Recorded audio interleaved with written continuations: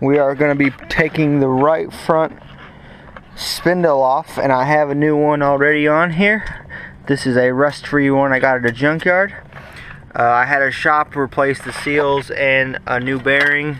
I got a new ball joint and I got a new hub assembly put on. So this is basically a rust-free unit with everything new. And we're just going to put it on here just so that I can check that off. That'll mean I've done right and left sides, because I did the left one last weekend. And this one I'm going to film this one. If all the bolts come off easy, it's really a pretty easy job. Doing it like I'm doing, where you swap the whole spindle. If I had to replace the bearing and the seals, that's more involved, and you need like a press. That's why I had a shop do it. But they used all Moog parts, other than the axle nut being a fairly special size socket. It's a 32. Everything else you should just need a regular basic hand tool set and a torque wrench to torque everything down. But let's see if we can go ahead and get everything off. Wheels off first, and then you can start loosening everything before you start pulling stuff off, because you want to have everything in there secure. So there's those two shock bolts probably will be the toughest two to get off. Sometimes they're rusted on there, and I have an impact with me today. Oh, Craftsman impact, nothing crazy.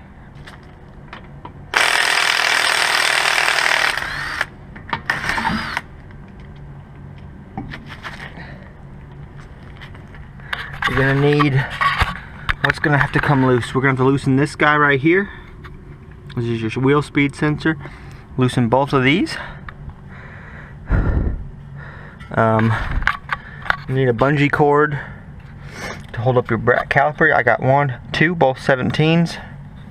And this is 32 in the front. Then you'll need to make sure to get your tie rod right here. And your one down there. And then, what, 7 or 8 bolts. And then everything else will come out once you get all of them out. So let's start getting those out.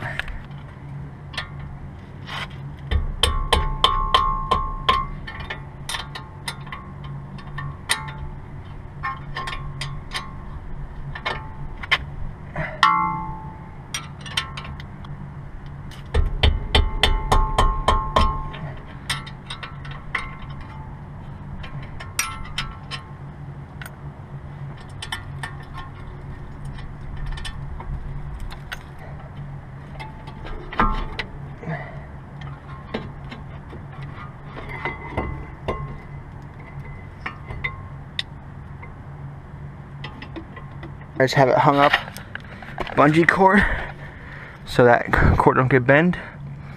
And this will be out of the way this whole time now. Okay. Next up, I'm going to try to get these and this one. Unless you got new ones of these, you're going to need to do these nicely so you can save them for reinstall. Just pull off the disc. This is obviously pretty rusty. Look at these studs. We're going to change it out for sure. I'm going to pull these 3 off. I don't plan on reusing this again because I have my other one. Probably for most people are going to reuse that, so save that. I'm just taking it off to give me more access with hammer and wrenches, but these the cotter pins are giving me a little trouble since they're kind of rusted in there. So I just trying to make as much space as possible. Alright, I was trying to save this, but I kind of got those. They're in there pretty good, so I might just go get a new tie rod. It's probably better worth my time anyway, especially as I've now mushroomed to the top of that by hitting it out. So I guess this side's getting a new tie rod. And I just got this bottom one. Undo that one first, and then this bottom one. Then I'll loosen these two, loosen that, and then I can pull it all off. I've got everything loose except for the main nut, axle nut, and these two. And these two are on there pretty good. I'm standing on this with all my weight, and they're still not even budging. Spraying some penetrative lube in there to hopefully try to break up the rust. and hopefully this is the last time I ever have to deal with something this bad, because we're putting on rust-free parts, and because this sucks. Because like I said, if you can do everything quick and easy, like if everything comes off like it's supposed to, this is a very quick job. I mean, sub 2 hours start to finish, if everything comes off. Right now it's not coming off for me that easily. Alright, check this out. Look what I did.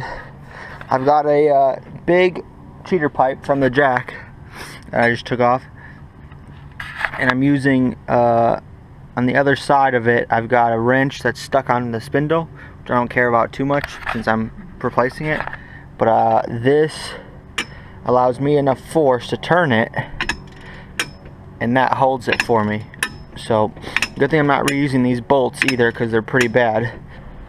Definitely make sure you got spare bolts, spare parts if you're doing it like I just did it, because this bolt just snapped off right there. So good thing I have extra ones. I have everything loose. Everything's out. I just need to get this nut off, and then she'll come out. So I'm going to use, it's a 32. I'm going to use the biggest bar I have with me, and I've already got the ball joint loose. Probably should do this one a couple steps before, maybe not save it till last, but because then you have to make sure everything else is still snug so you can get it out.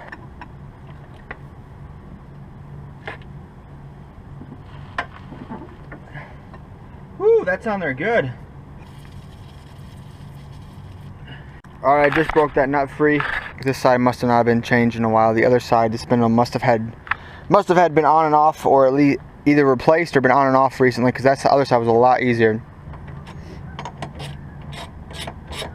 Okay. They're usually probably going to give you a new nut, so you don't need that no more. Got this loose, the ball joint. Yep, that's loose. Okay, just let me take out these last couple.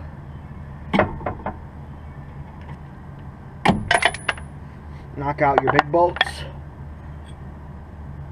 your shock bolts. Look at that. That's the one that snapped off on me. If I can get it out of there, it'll be free.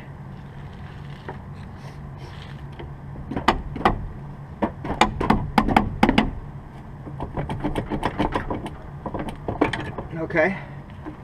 Now if I can get that up and out, this should. Oh shoot. Alright, well, before you do that, folks, I just broke the inner boot. I forgot to tap this out first.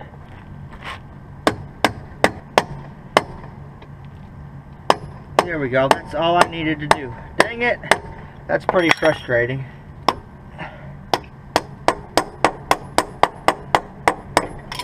There it is. Because of my lack of mechanical experience, I just may have caused myself some extra work. Now the good news is the hard part's done. Reassembly is always easier because nothing's rusty.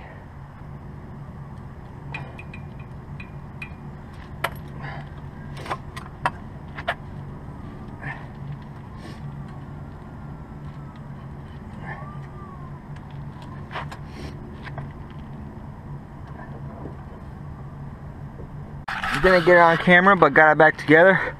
Had to reshift that axle shaft, but now I'm just torquing everything down, and you get the picture.